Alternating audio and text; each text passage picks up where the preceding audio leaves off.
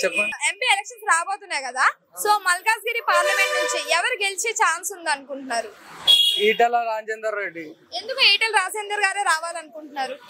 ఆయన డెవలప్ చేస్తాడు, అన్ని మంచిగా చేస్తాడు, అన్ని మంచి చూసుకుంటాడు, ఇందులో కూడా సమానం చూస్తాడు, అందరికి సమానం చూస్తాడు.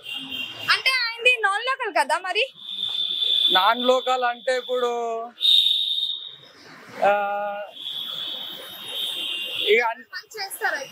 మంచి మల్కాజ్గిరిలో ఎవరు గెలిస్తే అభివృద్ధి సాధ్యమవుతుంది? ఈటల రాజేందర్ రెడ్డి. మనమైతే బీజేపీ.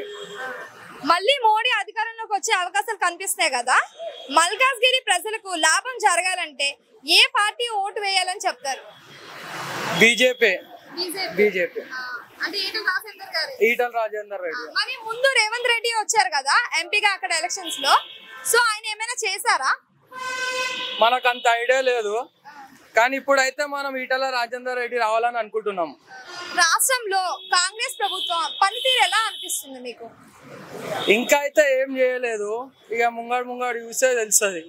అంటే ఇప్పుడు బస్సు ఫ్రీ అని కానీ ఏమైనా పెట్టారు కదా పథకాలు, ఇక మనకంత తెలియదు.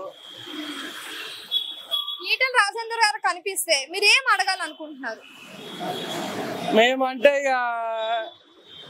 మేమైతే ఏం అడగలేము, ఇక ఆయన మంచిగా చేస్తే అందరికి, హిందువులకి అందరికి మంచి చేస్తే చాలు. మరి కరెంట్ సరఫరా ఎలా ఉంది? ఇప్పుడైతే ఈ మధ్య అయితే కట్టింగ్ వస్తున్నాయి. ఇప్పుడు పవర్ కట్స్ ఎక్కువగా ఉన్నాయంట. ఉన్నాయి పవర్ కట్స్ అయితే ఉన్నాయి. అసెంబ్లీ ఎన్నికల సమయంలో కాంగ్రెస్ ఇచ్చిన హామీలు అమలు చేస్తున్నారంటారా మీరు? ఇక ఈ బస్సు సిలిండర్ 2 వేసిండు, ఇక మిగతా అన్ని మనకైతే ఐడియా లేదు.